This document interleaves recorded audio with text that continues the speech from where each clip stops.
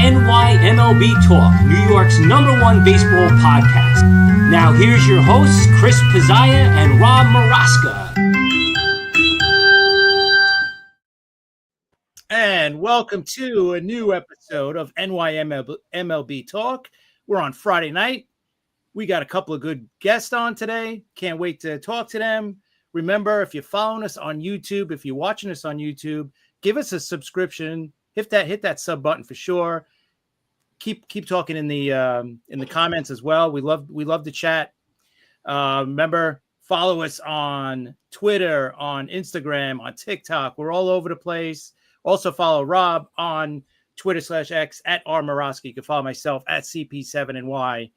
So Rob, we got a couple of great guests. Why don't you introduce them? Well, yeah, first of all, real quick, I want to say we have a lot of people right now out there coming on. It's like going up. So this is going to be a good show, definitely. Well, we have our good friend. You might know him as the brute force, Brad Weiss, who used to do shows with us on SportsWire Radio. We haven't talked to him in a long time, and I'm looking forward to talking to him. I want to hear what he thinks about the Mets season so far, and I'm just happy that he's on. I can't wait to talk to him. And then we have Robin.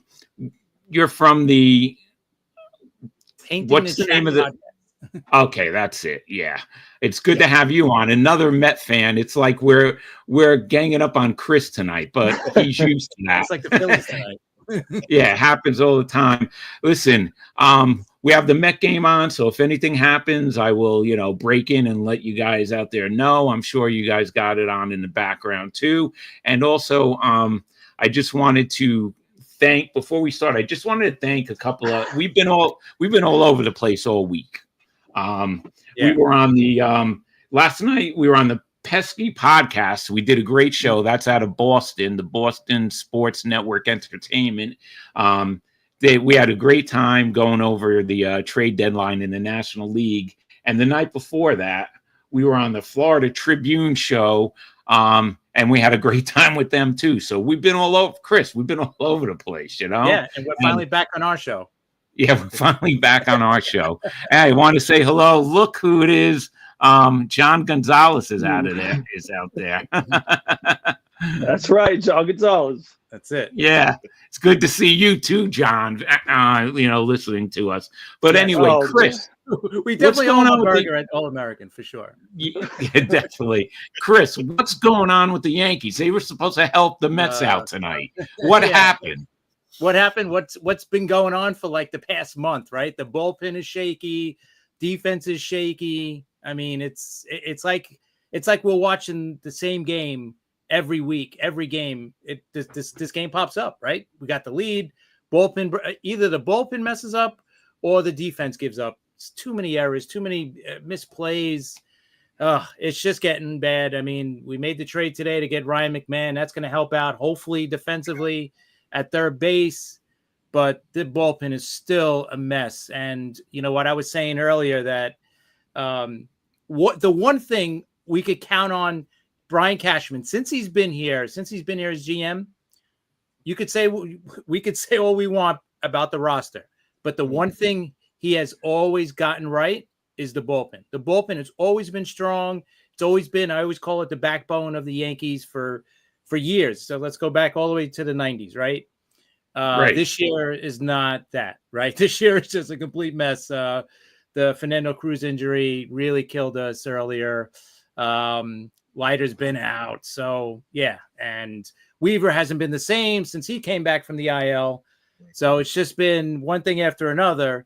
So here we are, fighting for a wild card spot instead of fighting for the division right now. You're right. And Robin, we need the Yankees to beat the Phillies, right? I mean, what's going on? This is one of the only times we want the Yankees to win. And the thing around that is too, like, I try to get my hopes up. I wake up every morning on days like these thinking, hey, maybe the Yankees will actually come through. Maybe the Yankees will do something for us. But I've been seeing it across social media this evening, Chris, and Rob, it's one of these things that's going on that everybody's just kind of like, well, what are we going to do? Brother in town is just not listening to mom and pop. They're outside running amok and not doing their job, which is cleaning up the garden. The Yankees aren't doing their job tonight. It's just that simple. And, from this end too, I think we see what's going on with the Yankees. And Chris, I'm glad you outlined this, because I think that the conversation within New York sports right now has always been, and what it has been this season. And I don't know if it's just unique to this season or in the past, but there's been a lot of reliance on each other at different points during the season to say, hey, need you to come through for us, need these teams for us. And it just never seems to work out. I'm based out of here in Boston.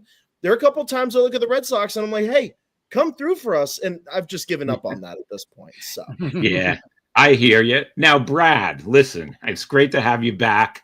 What do you think about the Mets season so far?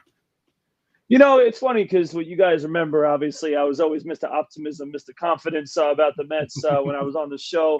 And I'm going to be honest with you, nothing's changed. I think considering a lot of the things that have gone on this season, the way that Soto started the season, the way that Lindor and Alonso have been hitting of recent, although they finally broke out, I think we should be pretty happy sitting 15 games over 500 and being in the top spot in the division right now.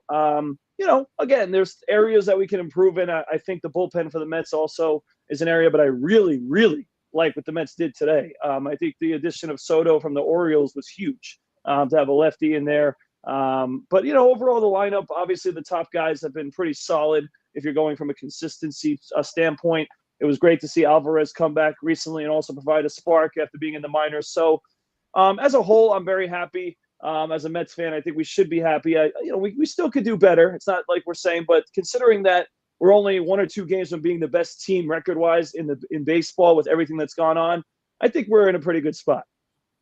Yeah, I agree. And Robin, what do you think about the trade the Mets made today? Hey, listen, we needed a lefty in the bullpen, so I think it's a good move. It's not a major arm right now. I mean, his ERA is 0.134 against lefty, so that's pretty good. But what do you think about the trade overall?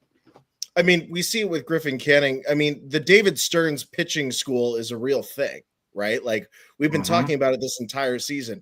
The Mets have been able to bring in some rotational arms, like during the offseason. Of course, now you bring in Soto, somebody who's been part of a struggling Baltimore Orioles team here. I mean, you look at the stadium tonight against the Rockies. I mean, that tells you everything. I'm sure Soto is so happy to be out of Baltimore right now and off to a place that's going to be competing for a championship this year. And I think for the Mets specifically, adding Soto into this bullpen, you start to look at the lineup, the new bullpen that's going to be structured. And of course, David Stearns isn't done yet with this rotation, this bullpen yet either. They're talking with other players, and moves are going to be made, of course, across the next few days, the next week here. But I think Soto specifically is the right kind of fit for this Mets bullpen. We see Stanek come out, be absolutely dominant. I mean, you're talking about Soto coming in when Stanek has been out there multiple games, and Soto can do similar, if not better, in certain scenarios. So I think that he's going to fit really well into this bullpen. And I can see him personality-wise fitting in with the Mets as well, with this crew that we have this year. You get Jesse Winker going, you get everybody else in the dugout. I can just see already Soto being part of those multiple peace sign iconic photos we've seen this year. So. And real quick, one thing too, I shouldn't go sleeping or anything like that. Brooks Raley, who's just came back recently as another lefty in the bullpen, has been awesome. So to have 2 guys in the bullpen that are lefties that we can rely on. I mean, for months now, we've been trying to do experiments with different guys. I mean, it's like, you see another guy come from the mountains. To see 2 guys now who are solid lefties out of the bullpen, who can also pitch to both sides, lefties and righties, I think that's a really good thing for the Mets, and it's a really positive sign. 100%. Listen, I agree. The bullpen has been taxed, right? It's those guys are tired, so we need some arms. Raley came back at the right time. Listen, he so far so good. Let's hope that he keeps it up. It looks like he's recovered from the injury really, really well. Also, Alvarez getting sent down is something that they had to do, and it looks like it brought life back into Alvarez, because since he's got back, he's been hitting. He's looking like the Alvarez of last year, and I'm happy about that. The Mets made a great move. Me and Chris were talking about that, and I kept saying they're going to have to send him down, and Chris agreed with me. But it had to be done, and I'm glad that they did it. Brad, what do you think? What do you think about that now with Alvarez? I think it's great. I mean, it's actually two things that are great. One, you gained a year of control on him, which is huge, especially in today's age with, all the money that we're spending and the free agents that we want to bring in. Another year of control is big. And then, I mean, you saw this work in the past. I mean, as much as, you can malign it and, think it could be a negative, but you saw it work with Michael Conforto way back in the day when they sent him down to the minors and he came back and played a lot better. And listen, we're lucky to be in a position where we could afford to do it. Now, obviously, when we did it, we also felt good about Luis Torrens because he had started the season off really hot. And then when he started to be a guy who started every day, he became a little bit more of a guy who we realized is really a backup catcher. But in the end, he's still a very good, serviceable backup catcher. But we all knew Alvarez was the guy. But to see him come back with confidence and, one of the biggest things, too, is we keep talking about the Nimos and the Lindors and the Alonsos, right, and the Sotos. And we're saying to ourselves, well, how is the bottom of the lineup going to impact the team? McNeil's been good as well, just to give him credit. But, where is our production going to come from the bottom of the lineup? And if you really look at it, it should be a guy like Alvarez. He is more than capable. And I think that this is a huge thing for the Mets, and especially at this point in the season where you need to make that push to the home stretch to have a guy like that at the bottom of the lineup hitting well. It's huge, especially from the catcher position. Yeah, it's definitely huge, and I'm glad that the Mets did what they had to do. Chris, is the Yankee game over yet? Yes. The white flag is up. It's over. I think they lost 12-5. So, not a good showing, especially after losing, the 2 out of 3 to the Blue Jays, that was embarrassing. I mean, they're just playing bad baseball now. It's like they're not even putting up an effort. I mean, that's the sad part. It's bad from top to bottom. I mean, if Judge is kind of, I don't want to say he's in a slump, but he's not hitting like he was in the first half of the season. So maybe something's up with him too. And and he's kind of hiding it. But listen, other guys have to step up. And if they just played, good defense, and if their bullpen pitched the way that it's done in the last, like I said, it's been their strength for years now. It's their weakness now, right? They had the lead tonight and they blew it. So, and they had one of their best arms on the mound when it happened. Luke Weaver is not the same guy that he was, since he's come off the IL. He's just not the same guy. So they're going to have to get at least 2 extra arms for that bullpen. I know they got Cruz coming back. They got Leiter coming back. But, and Hill's coming back for the rotation. So maybe you move, maybe you move Will Warren, or you move this new kid Schlittler into the bullpen to, for that. I don't know. But something's got to happen now, because right now it's not a good formula for winning. I mean, I'd seen a stat just before the Yankees have given up the most home runs, and they have the most errors in the month of July. You have all that. I don't care how good your offense is doing. You're not going to win many games playing that.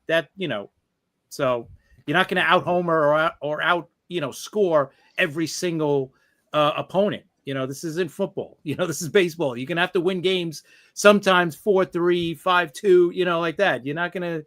There's no 10-9 games every single game. So this is bad. This is really bad baseball right now. So we'll see.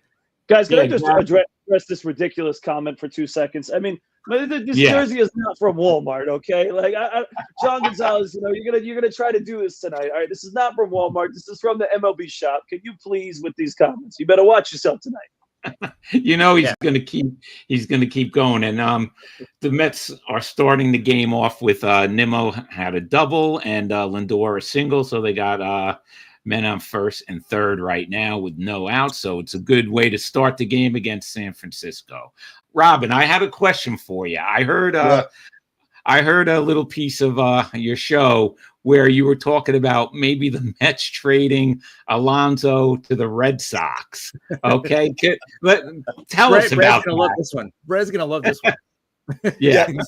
So let me tell you, the beauty of getting to be a Mets fan in a Red Sox market is playing with the minds of sunken Red Sox fans. And that was the one thing that I wanted to do. So in the trade proposal that I had, it was crazy. It was Pete Alonso going to the Red Sox and the Mets going and getting Ryan O'Hearn at first base at a cheaper cost at the time, and then grabbing some outfield help with Jarren Duran or whoever else from the Red Sox bullpen as well to come over to the squad. Now, the whole point of that is, and I want to do some clarification here on your show, okay? Okay. There are a lot of Mets fans that came to me on TikTok, wherever it was like, you're crazy thinking this. You're crazy thinking this. Red Sox fans even coming to me and saying, we don't want Pete Alonso. So I want to address the Red Sox fans first and say, you don't have anybody at first base, so you should enjoy what I said there that right off the bat. In the second part of that, though, sarcasm is a really important thing to read, right? Maybe take a step back. Remember that we're Mets fans. Remember that our entire existence as Met fans up to these last few years has been sarcasm, right? It's been very sarcastic the entire time. So pump the brakes. Pete Alonso's not going to the Red Sox. But as we said before getting on here, Rob, we were talking about this. Crazier things have happened. Right. The Rafael Devers situation. That's probably not one, but definitely. Yeah. Nobody saw the Devers situation happening at that point in the season. Definitely not. Agree. So things can change. Things can happen. Wait. Go ahead, Chris. A more ridiculous question. How are you in Boston and being a Met fan? That's a Did good you question. originally come from New York? Is that it? And then you moved to Boston? No, so origins are in Western Connecticut, west of Danbury. Okay. So that kind of Yankees Mets territory, and then came up here after because my dad was like, you know what? Can't do the Western Connecticut thing anymore. I think we want to be up near a lake for a little bit. So Mets fan in Red Sox territory. Yeah. Okay. I mean, you see it a lot now, though. I mean, you see a lot of this going on. I mean, you guys know I obviously coach kids for a living in basketball, and I got a team. How in the world in New York do I have a team of 10 kids and 3 of them are Phillies fans? I have no idea. I don't get that. That's probably the Bryce Harper effect, right? Something. I mean, it baffles me, but you never know these days. Yeah, you're right. And the Mets are up 1-0. Brad, I wanted to ask you, since we haven't spoken to you since last season at some point, I don't even remember when. Were you first of all, were you happy that the Mets signed Soto for that much money? Because I haven't heard your opinion on that. So I'm just wondering, were you happy with that signing? So, I'll take it this way. I obviously was happy with the signing. I mean, the one thing that I think every Mets fan was just happy about, and obviously, this is going to perturb Chris a little bit, but the one thing that Mets fans were happy about is that we decided to outbid the Yankees and we took a player from the Yankees. And I think, I think that was the thing that, kind of made me feel better about the cost. I know the cost was very high, but the reality is that we're trying to make a statement. And as the Mets and as under Steve Cohen and under David Stearns, we're trying to make statements. We're trying to show that we're not the same old organization that's not going to, step up to the plate and go for the big home run, so we want to make the statement. And I think that even though it was a lot of money, I get it. It is something that was a big statement to not only New York fans as New York fans and Mets fans and Yankee fans, but to the entire league, that the Mets are not going to fool around. They're going to go for the best talent. They're going to step up to the plate. And certainly Soto, a guy who's in his prime, 26 years old, yes, he's a legitimate player. And not only that, the reason why he costs so much is because he's shown you that in the postseason, he can show up at such a young age. So I think it's worth it. I know the first couple of weeks and months were difficult, but at the same time, we know as well as anybody else, it's okay for Soto to struggle early in the season. When he's going to show up, and he's going to show up when it matters the most. And that's why he's getting paid the most. Oh yeah, I definitely agree with you. That's a good answer. Robin, what now? We know that the Mets could use another hitter. They could use another power hitter. Um, I was talking about Mullins from Baltimore. Since they already made a trade with Baltimore today, who do you think the Mets should go after to beef up this lineup in the postseason run? It's a great question. I think one of the names that was thrown around really early and unfortunately has made it very clear that he's not interested in being traded is Byron Buxton. He was the guy that I had on my radar. And it wasn't just Byron Buxton. It was the idea of Byron Buxton coming along with Johan Duran or like somebody else from the Minnesota Twins bullpen. Early on, I'd even thrown out the name until he really started sucking, over these last few months is Chris Paddock, even just to have. He would be a great person that could come in, be part of the Stearns pitching camp that essentially exists and, would be a good fit. But in terms of the bat, I know the name Harrison Bader. Bader's been thrown around a lot recently. He understands the franchise. He's played here before. Personally, the bat that I would like to see the Mets go out and get as of right now is Cedric Mullins. And I fully agree. I think if you've got Baltimore on that speed dial right now, you've already made a move. They understand who you have. And the Mets have been very clear that, infield opportunities to trade around are available upcoming here. I think David Stearns is ready to make a move with another team if possible. Cedric Mullins could come in. He's had hot stretches. He's had cold stretches. But the thing that Cedric can do is he can come in that postseason kind of format and really shine wherever you want to place him. So I think Cedric's the guy. I agree. And John Gonzalez out there, he hasn't changed, right, Brute? He has not changed. No, he hasn't. He has not changed at all. Yeah, listen, he wants to accuse me of hiding or whatever. I haven't been hiding. I've been here. I've been waiting. And, I'm ready. I'm here. I'm ready to take all his comments and all his jabs today. So you keep going, John Gonzalez. You keep going. Yeah. And yes, we know the Mets need pitching. Everybody needs pitching. Yeah. All right. To start. Well, I want to make sure that we're clear on this because obviously like you guys said, everybody needs pitching, but it can't hurt for a starting pitcher with the Mets. I know that, like I said, we just talked about Soto as a reliever, so they already kind of took care of that. I still think they could make another move, but listen, I don't want to go too far with this, to be honest with you guys, but Frankie Montas hasn't been so bad. I mean, he's been okay, right? As the end of the line guy, but it would be nice to feel like we have another security blanket and have another option because obviously we've taken a few trials with some of these guys in the minors and they've been all right, but the loss of Griffin Canning, like you guys had mentioned earlier, was a big one. A guy we felt like was good for our depth and good for our rotation. So as much as I don't dislike Frankie Montas right now, do we really trust him going forward? It's kind of a tough question. Listen, I've been talking about that with Chris since the Mets signed him, and then the injury happened, and he's done all right. I can't complain. He's doing better than I thought he was going to do, honestly. But listen, Senga. You have to worry about Senga too. He's injury prone. You have to watch out sometimes with the Japanese pitchers that they don't, they're not used to as much work as our pitchers, right? Mm-hmm. So they have to. Go ahead. Also, Clay Holmes. I was going to mention Clay Holmes too. I mean, you got to worry about him a little bit. He's actually the one probably struggling the most, and he's taking a lot of innings on. The more innings, it seems like he's struggling more. So. Yeah, right to your point. Those two guys, I do agree with you, Rob, and that's to the point that we're making here is that it can't hurt to have more pitching, and we gave you the reasons why really because those two guys you got to worry about. Obviously, Peterson has been amazing. I think he's had an amazing season, so I really trust him. But other guys, again, we got to see. We never seen Clay Holmes go this far in a season as a starting pitcher, so Montas, we don't know. You're right. You're right. And Chris, let's talk about Holmes again with you, with the Yankees. What do you think? We've never seen him pitch this many innings. So what do you think right now? What do you think's happening? Is he tired? Because I obviously it looks like he's tired, but what are your thoughts about Clay Holmes pitching this many innings? Yeah. I mean, listen, we've been talking about it probably all season, right? We've been saying that, he's never thrown more than I think 80 something innings in the regular season since I think 2018 when he was in the minors with Pittsburgh. That's the only time he threw more than I think 90 innings. So you guys are talking about him struggling a little bit. Maybe it's starting to catch up to him.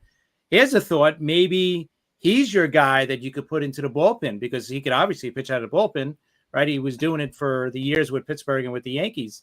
So maybe he's that bullpen piece that you're looking for, and you find another starter, right? Maybe, listen, here's a thought. You're talking about Cedric Mullins. What about Mullins and get Charlie Morton, the veteran from Baltimore? He's had, him. I mean, he's pitched how many big innings in the playoffs too. So I wouldn't mind making that deal. Get Mullins and Morton, bring them both over. You got that, kills two birds right there with one stone there. And then you move, Holmes into the bullpen. John, why does John have to remind us of that damn trade? I know. Well, he's got a bust chops. But I have another question, Robin. What about Seth Lugo coming back to the Mets for this stretch? Kansas City looks like they're willing to deal him. So what do you think about that?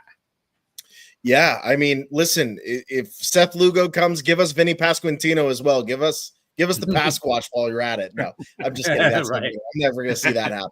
Bobby Witt, why not? Well, Bobby Witt, somebody that can, solidify our lineup. No, I mean, Seth Lugo would be fantastic to bring back. I know we've had a love-hate relationship with Seth over the years. We were unsure when he hits that seventh inning what's going to happen, especially at home. But recently, I mean, he's been fantastic in Kansas City. If Kansas City's willing to part with him, I think one of the interesting comments that was made there, and I have to agree, you see what the Mets are building through Syracuse and Binghamton right now in terms of pitching prospects. And I think that their time to be called up it's coming, right? And there is that just kind of skepticism that exists that's like, wait, is David utilizing any of these prospects in order to get win now situational players? And there's the long run where I've watched this in Boston, where it's like you get a really strong farm system built. Suddenly you start trading away those pieces, similar to a PCA situation. You look back and you're like, wow, look at what they're doing for this other franchise. They're a playoff team now. So there is a part of me that's like, yes, let's bring Seth Lugo back. He's doing everything he should be now. He would be a great fit in this rotation. But at the same time, when you're looking at a Nolan McLean, you're looking at a Jonah Tong, who we see on social media is doing incredible things in the minors. I get a little scared. There's a part of me that's like, what did we just give up in order to get somebody like that? Yeah, they do have to be careful. I mean, listen, I think under Cohen and Stern, I think that they learned from past mistakes that the Wilpons made, and and I don't see them making mistakes like that. I mean, you never know. Anything can happen. I don't think any of the guys you're looking at, like say Cedric Mullins or another starter, I don't think that's going to cost you any one of those top prospects. At least it shouldn't, right? This would that John's trying to say, and he's out of not his happening. DeGrom, and you know what? DeGrom probably won't cost that much because he's got that contract that you don't really want. So I don't see that happening. An interesting one that I've heard, and I don't think it's realistic for the Mets, but he has a very favorable contract, is the guy that we've seen for years in Miami, and Sandy Alcantara. That would be something that would be a little bit interesting just because his contract is very favorable. You got a few more years of him. But obviously, like you guys said, and I agree with you, that would require a lot more to give up just because of his age, obviously his contract. So plus, as much as that sounds like a prized possession, that's not really a good. Plus, it's inside the division. I don't know. Do you think Florida is going to make that? The Marlins. I mean, it's a good question. And plus, I can't lie to you. Miami's only 4 games under 500. Maybe they're making a little. You never know. You never know. Maybe they're making, but. A few years ago, a guy who actually has been okay for us, we made a trade with him to Miami. That's Brazoban. We made a trade for him. I know it's a lower trade, but we did trade in Miami for Brazoban, and Brazoban has been pretty solid for us. I mean, I know he's had his ups and downs, but considering he's been pitching a lot of innings, he's been pretty solid. So I could see it happening, but I don't see the Mets doing that this year just because, again, I think the prospects are very valuable. And I think a lot of the guys that we have, we feel could really be major league ready pretty soon. Yeah, I agree. Now, let's talk about the Yankees again for a minute, because I don't want I don't want to do all the talking, and Chris is just That's okay. listening about the Mets. Chris, what moves do you want to see the Yankees make during before the trade deadline, July 31st? Well, obviously, I already mentioned the bullpen. They need a couple of arms for the bullpen. The bullpen looks toast right now, so.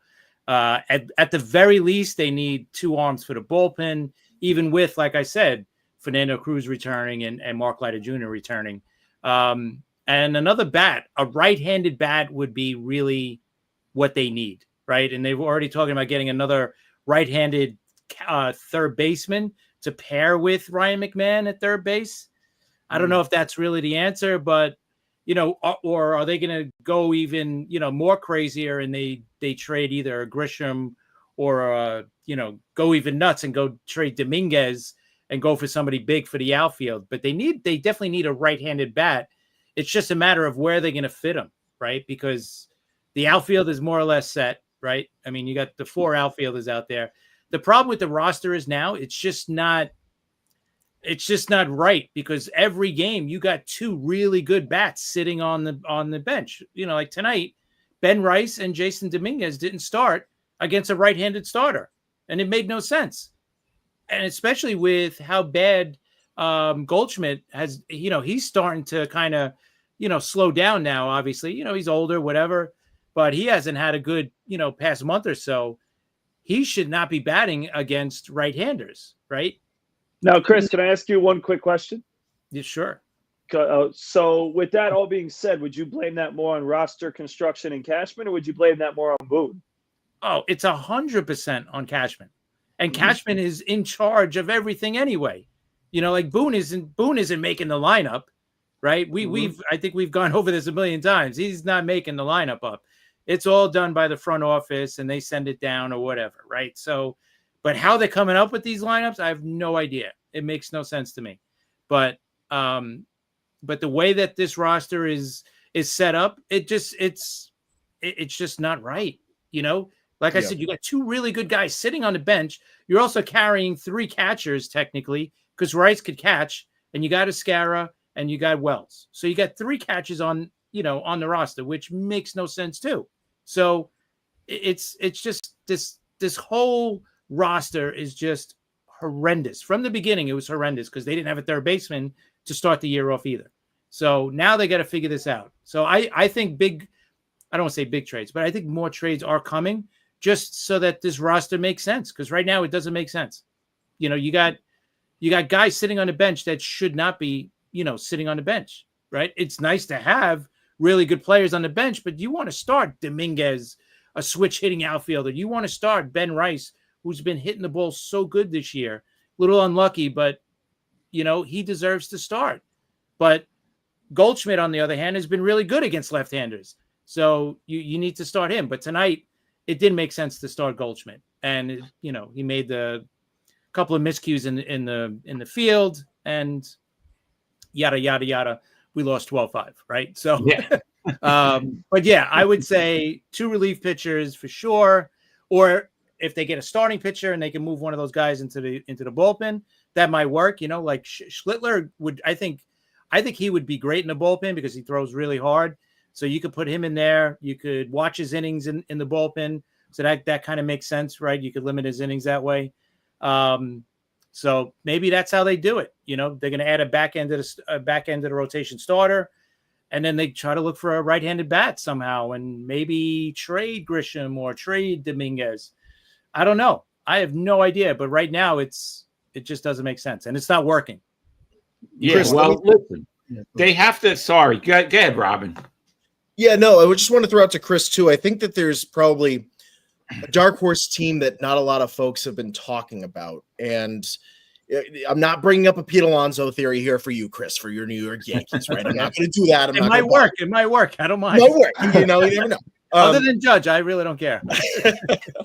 So the Los Angeles Angels, right? You're talking about a team that Joe Adell has been thrown around. You're talking about a team where Jose Soriano has been thrown around recently. Chris, what are your thoughts on somebody like Joe Adell going to the New York Yankees? And I'm going to be 100% honest with you. I'm seeing this. I've been watching some Angels games. You know, I have a newborn. I'm up late. I'm watching baseball into the evening. I've been turning on some Angels games just to watch Mike Trout. He seems so out of touch with this franchise right now. Yeah.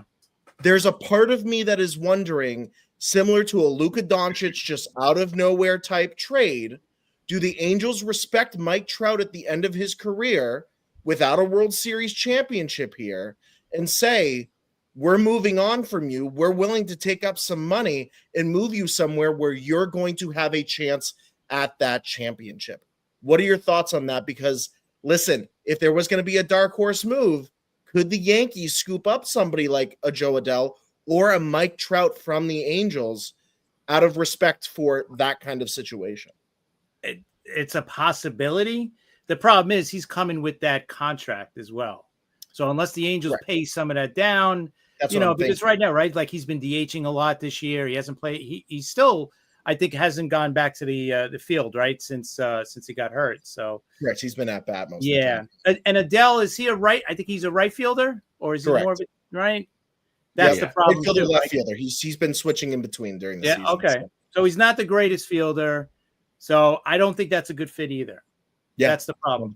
Now, real quick, Robin, first of all, on that Mike Trout thing, I think that was really accurate. Unfortunately, though, I'm a little worried that our rivals, the Phillies, might think about doing that. And the reason why is because, Mike Trout's a big Philly guy. He goes to those Eagles games and everything like that. Right. I feel like the Phillies are a little bit of a dark horse team that could potentially get in there for Trout, and I hope not.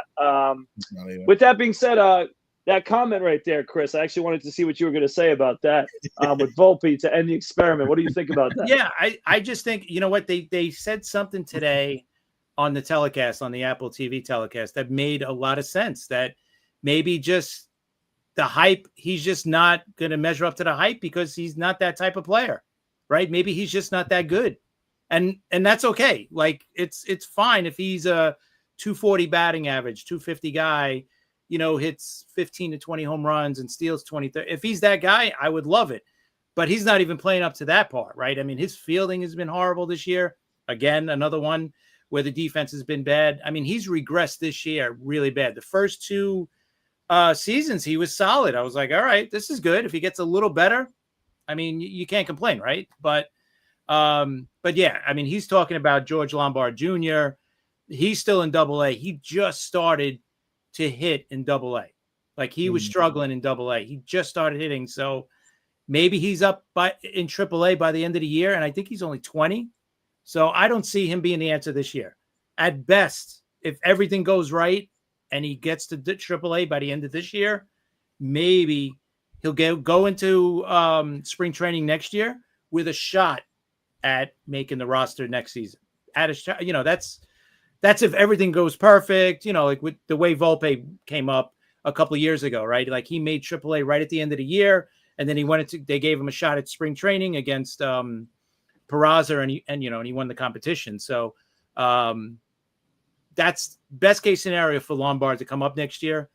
And I'm really not sure. They're probably going to take their time, because there's no reason to rush right now. But yeah, I mean, they got to figure out Volpe. Maybe this is the plan. Maybe they're going to eventually move him to second, but then what do you do with Jazz, right? Jazz, I think, has one more year left. Are you going to extend him next year? So Yankees got some decisions to make this offseason for sure. They definitely do. Now we heard some stuff. We were talking about this on the show we did. The show we did last night out of Boston, which was a lot of fun. They had a pretty decent panel on, and we were talking about the National League and, possible trades and stuff. But someone brought up, and for Chris, they talked about the American League because he couldn't make the Tuesday night show. But one of the things they were talking about was Severino, which his contract is just, it's so huge. I don't know how the A's would trade him without paying a lot of that contract. He's unhappy there, though. He doesn't like pitching home games in a minor league field. We know that. Listen, I don't blame him for taking the money. This is his last big contract, right? So you can't blame the guy, but he's miserable there. Do you see the A's unloading him and paying some of his contract? I don't know, Robin. I don't know if the A's would be able to afford that. But what do you think about Sevy? I mean, they know that the Las Vegas money's coming up at some point, so I don't know. Maybe they would be willing to, pay off whatever they can on that. I think with Sevy specifically, I mean, there was a part of me that was like, would the Mets even think about bringing Sevy back? And I thought about it clear. I got my clear mind straight one morning, woke up and said, no, there's other prospects. There's other folks out there that we need to be looking at for the rotation. A team like Toronto interests me. Like Toronto specifically is a team right now that is in win now mode. They are in first in the American League East. And it's like they want to add what they can in places where they feel they need it most. And maybe Sevy comes in. He's a back end rotational guy for them on off days or whatever else, knowing that he's towards the end here. And so I don't know specifically with him. It sounds like it's a unique situation out there. But I would see him going to a contender and a team that's willing to pick up that, a decent amount of that money. Yeah, I agree with you. Brute, what do you think about that? What do you think about Sevy? Would you want to see the A's pick up some of that contract and him come back with the Mets just because of what he did last season? I mean, I know it's a long shot, and I don't think it might not be a smart move, but what do you think about that? So I'm going to take this side of things first. So with what you first said, Rob, and I haven't gotten to address this, but listen, the money is great. We all know, people can take the money and all that, but at the same time, when you talk about Severino being disappointed about pitching home games because he's pitching in Sacramento at a minor league park, he knew that before he signed the contract. Exactly. And to be honest with you, it wasn't like the Mets didn't give him a decent contract. Obviously, they did not give him what the A's did, but it wasn't that far off. And considering that you knew that the Mets were going to be a contending team for years and the A's were not, and they were going to a minor league field, I don't think we should absolve Severino for making that decision. I mean, I think that was actually a poor decision on his part. In my opinion, I know, again, I'm not advocating for not going for money, but at the same time, for someone that had so much success as Robin has mentioned in our pitch lab and got really good, I think that he should have considered that. Instead, he went to, Sacramento. He hasn't pitched as well. Now his value is down. So honestly, as a Mets fan, I mean, it would be nice to see him, but I don't really think he's the answer. I don't really see him as like a major improvement over Frankie Montas right now. And I know it's being disrespectful, but I don't really see that being such an impact for the Mets. So the only thing I'll say is this. When it comes to teams that might be willing to take a contract like that and who might need a pitcher, who might be wanting to contend, as we all know, what about another West Coast team that we compete with in LA? A team that has dealt with a lot of injuries this season. That could potentially be a team that I think could come up in that conversation. As for the Mets, I mean, again, it sounds like a great story, to have a guy back. But, if you ask me this question right now, and I know this is not realistic, but I'll ask the question. Between two pitchers that we had last year, would you rather have Severino back or Jose Quintana back? I think we know the answer to that question. I know we're not getting Quintana back, but Quintana has been great. That would have been the guy that I would have wanted the Mets to re-sign because he's been great with Milwaukee this year. Yeah, I wanted them to re-sign him, and they should have, re-signed him, but they didn't. And let's see, what did John Gonzalez say? Miller, I don't think that the A's are gonna. Listen, no. He's got like 4 years of control. Yeah, still. Control, right? And they're already Chris, told teams, don't even bother calling us. Yeah, they're going to Vegas, right? They want him for Vegas, right, Chris? I would say so. You know what? Listen, if a team comes out and offers them, what basically the Nationals got from the Padres for Juan Soto, yeah, I'm sure they would say, well, okay, maybe. You give us 3 or 4, 5 top prospects that you really like. Yeah, I would say, yeah, but they've already told him, listen, he's off limits, so don't even bother calling. So if you're going to call, you better call with some serious prospects, right? Because that's the only way it's going to happen. And I don't know if the team is really willing to do that for a closer. I don't know. I don't know. All right, I wanted to get to a fun question for Robin. Like Chris asked you before about being a Met fan in Boston. How about going to Fenway Park as a Met fan? How is that? What is that like? So you would be amazed. I live on the seacoast of New Hampshire, and I thought being here that I would be one of like a million Mets fans that existed here on the New Hampshire seacoast. Not at all. Not at all. I went to game 2 of the Red Sox Mets series this year, where Lindor had that late home run, and it was like, all right, let's put the close on this one. And it was amazing. It was literally 50-50 Mets and Red Sox. The amount of Mets fans that exist at Fenway Park on a consistent basis. I've been there for Red Sox Blue Jays games, and there are like a scattering of Mets fans within that group with their jerseys on. So it's a very interesting dynamic that exists at Fenway specifically, but the amount of Mets fans embedded within the Northeast here, and then within Boston itself, there's a huge group called Mets Fans of Boston that exists on social media, and they have thousands of folks that come out within like a 1-month period to this one bar in Boston to come and watch Mets games on a weekend basis.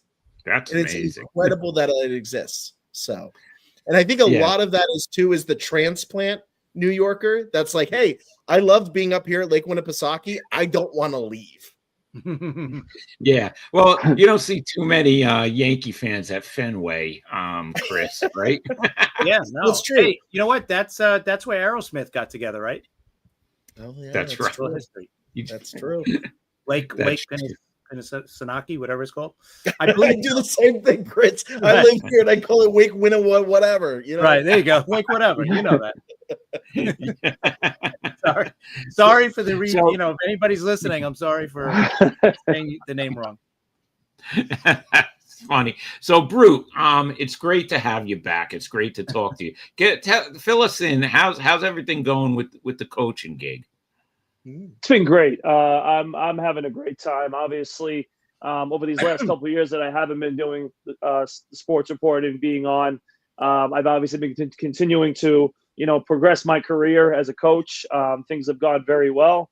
Like I said at the beginning of the show, I really do miss this. I miss my old buddy Tom Bryce, who used to do the show with. He definitely was a good friend of mine, and missed doing the show, and obviously missed doing it with you guys coming on every week. But listen, I had to continue to pursue a career that I really think is going to be very successful for me. I'm done very well. Part of me doing this as well is that I have a lot of people watching me, between parents, kids. So it's definitely something that as a coach, I had to learn. How to conduct myself, how to go about certain things, how to, present myself. And over time, the opportunities have continued to get better. So I've really enjoyed it. And to John's comment about Herrick's before, so Robin doesn't know any of these little comments from the past. A few years ago, I beat Herrick's High School, which is a local school that we play against, by a lot of points. And he had something about me and beef with the coach. First of all, the coaching staff has changed there. That's number one. Number two, all right, we went 1-1 against each other. We're very nice friends. So, John is just making up stories from the past. But overall, I really have enjoyed coaching. I really have enjoyed how I've advanced in my career. I've made more connections, more friends, even some, Rob, to be honest with you, that have also led to me going to more Mets games. I mean, I have a new person who now I coach who has season tickets in the suites at Citi Field, and I'm going to be getting them there in the future. Great. So, basketball coaching and coaching in general takes you to a lot of great relationships and fun, and I've really enjoyed it. And, with that being said, I definitely have enjoyed doing this and hope I can more often going forward. Yeah, well, you have right, Chris. He has an open invitation to come on the show anytime he wants. Anytime you want to come on, just drop us a note. And we tell that to everybody. If anybody wants to come on, just come on.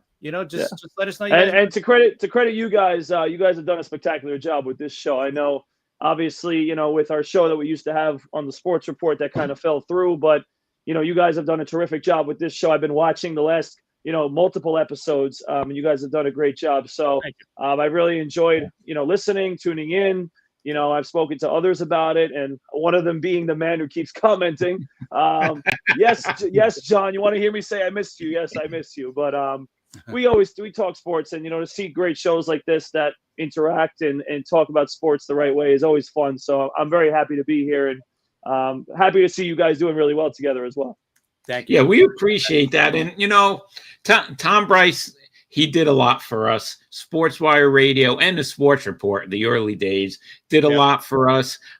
Listen, I met you guys through there, and me and Chris just decided it was time to start our own show. We wanted to go in one direction.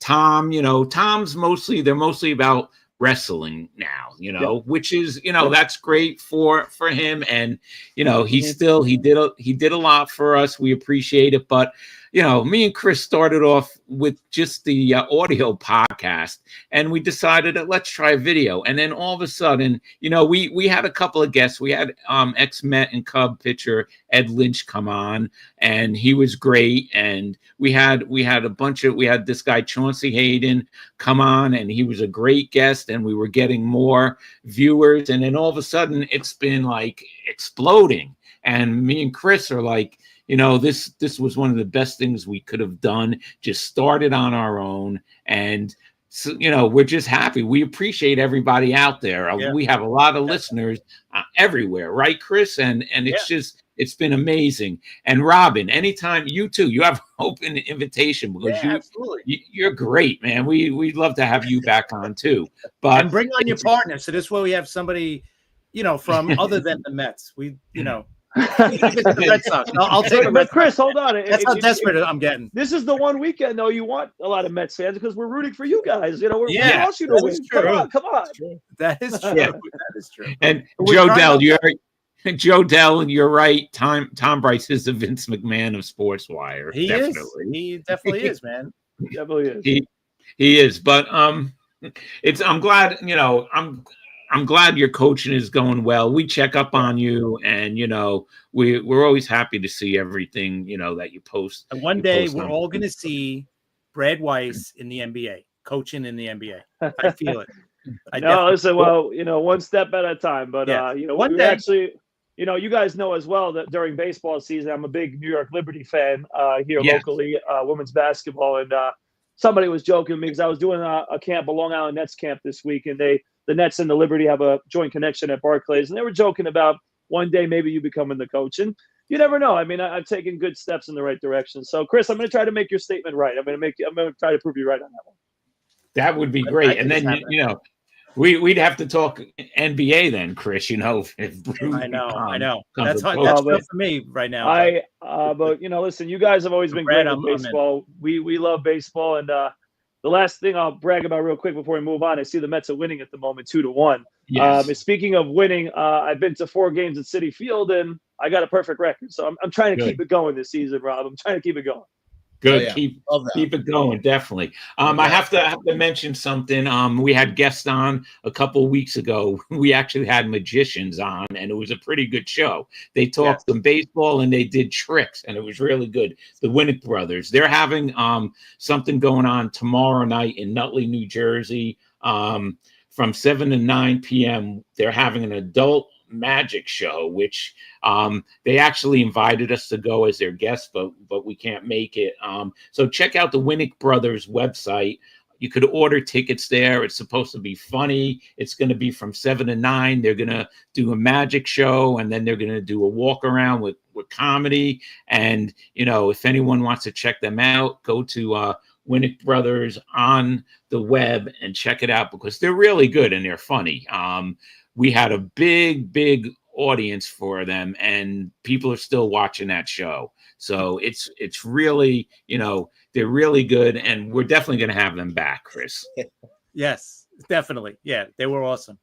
If you guys are in the New Jersey area, definitely check them out for sure. They were really cool on our show. Really. Yeah, they were Guys. really cool. All right, I can't believe how fast this hour has gone. All right, So we actually wait. Before we go, we have to ask the question that we asked yeah, everybody, right? that's what I was going to say, Chris. Right? That's yours, Chris. That's your segment. You do that. All right. So whenever we have a guest on, we always ask them before they go one question. So who wants to go first? Go ahead, Robin. You got it. All right, Robin. All All right, right. The pressure's on you, Robin. No pressure All right. at all. If you were named commissioner, Major League Baseball commissioner today, what changes would you make? So immediate change I would go to 90s jerseys. You are not allowed to do City Connects anymore. We're going full throwback. Florida, you're the Florida Marlins. You're no longer the Miami Marlins. You were back to the Florida Marlins. And the Mets are going to bring back the proper. Listen, Brad, love that jersey specifically, and it's not a Walmart jersey. I love that jersey. I miss the white outlines. I miss the classic black jersey style. So I would go full throwback in that way. Okay, that's it. No changes to the game. Listen. You don't want to get rid of the ghost runner and smallest changes. Make the smallest changes, and they boo you even more at the MLB draft. I'd rather not be put on. All right, Brad. You had a little bit of time to think about it, so go ahead. I'm going to be honest with you guys. I'm going to be a little bit boring, but I think it's definitely something that, first of all, I really like, and I know the change is coming. Is definitely the challenge for pitches in or out of the strike zone. And I know, again, that's not like something that is an idea. It's something that's coming now. But I think it's going to be majorly important. I mean, you see how many bad calls there are. And, it kind of has been shown in basketball, especially in other sports, that teams are challenging plays. I mean, today I was watching the Liberty game. There was 4 challenges, and all 4 challenges showed that the referee was incorrect in their call. And in fact, in baseball, I mean, you look at it in many games where these bad strike calls end up costing at bats, games. And I think it's time at this point with the technology that we have to be able to challenge and obviously, potentially reverse an effect of a game based on a bad call. Obviously, it has been affecting the Yankees a lot recently, Chris. I mean, obviously, Aaron Boone has been going crazy.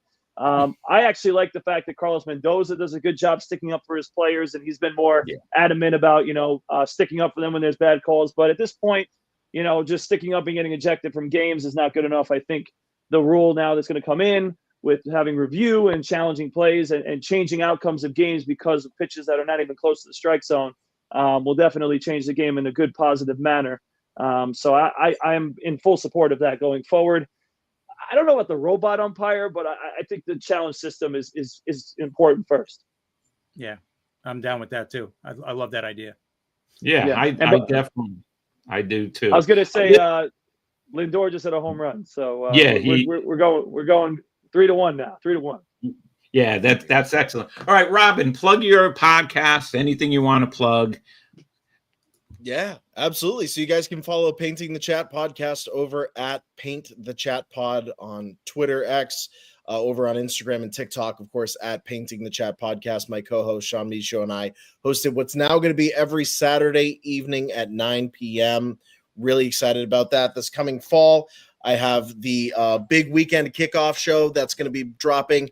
That's going to be all the different football games coming up during that weekend. We're going to have special guests talking about fantasy picks, setting those rosters. So we look forward to that. And of course, this coming weekend, I have to plug it. We're going to be at the Collector Expo outside of Boston in Medford, Massachusetts. It's a really great showcase, sports collectibles, everything. It's a convention that's really taking off, and we're so excited to be there Sunday, July 27th. At the Great American Beer Hall in Medford, Massachusetts. Oh, very good, man. Great. Awesome. How about you, Brad? You got anything you want to plug? Yeah. So the first thing I wanted to say, actually, I forgot to mention it earlier. I don't know if you guys know this or if I had mentioned in the past, but my favorite all-time athlete and player in any sport was David Wright. And to see his number get retired, I actually have it right next to me from the game, the captain book that they gave out. Awesome. So it's the first time I've really ever gotten emotional during anything because I just adored and loved David Wright as a player. So as a Mets fan, I want to obviously congratulate David Wright, and he's still arguably my favorite player. Just to not only see playing when he was, but just the role model and the person that he was really taught me a lot about character. So just wanted to say that. With anything in regards to me, I definitely first use Instagram at Coach Brad Weiss and at BWeiss20 for anything that I'm doing coaching wise. Coach Brad Weiss, anything in my life personally, BWeiss20. On Facebook, Bradley Weiss, Twitter at Brad Weiss20. So you can follow me there. And like I said, I'm hoping to definitely get back into sports talk a little bit. It's not only because I obviously like you guys, but I also have, kids that I work with that want to hear me talk about it. So certainly looking forward to that. And obviously I appreciate you guys for having me on, and I look forward to coming back on in the future again. Yeah, listen, it's been great talking to both of you guys. Chris, that's about it for me. You got anything else, Chris, before we that's it. We got the Hall of Fame induction ceremony this weekend. Yeah. So congratulations to all those guys. You got CeCe going in. You got who else is going in? Dave Parker, Ichiro. Yep. There's 5, right? Or is there 4? Who am I missing? Let's see, Ichiro. The guy from the Veterans Committee. Who's that going in? Yeah. Billy Wagner's going in, right? That's right, Billy Wagner. How we forget about him? Who's the veteran guy from the Veterans Committee that's going in? It was Dave Parker and who's the guy that? I can't think. Can someone? I can't think of right now either. It's one of the guys that was. Hold on. I got to look for it. Hold on. Yeah, now you got to look it up. Well, you're looking that up. We're going to be back Monday at 3 p.m. Our usual Monday show at 3 p.m. Dick Allen. That's right, Dick Allen. The late Dick Allen. Right. Dick Allen and Dave Parker, unfortunately, will not be there. They both passed away, right. which Dick is Allen, a shame. Dave Parker, Ichiro, CeCe, and Billy Wagner. Yeah, that's it. But anyway, we will be back on Monday at 3 p.m. Thanks, guys. We had a great time. It's been awesome, so much fun. Yeah, and you guys want to come back? Come back, man. Yeah, definitely. We had a lot of fun. And everybody, thanks. We had a huge audience out there tonight. So I just want to thank everybody. We really appreciate it. And also, remember, hit that sub button on YouTube for us. Hit that sub button would be great. Yeah, it would be great. We'll see everybody Monday at 3 p.m.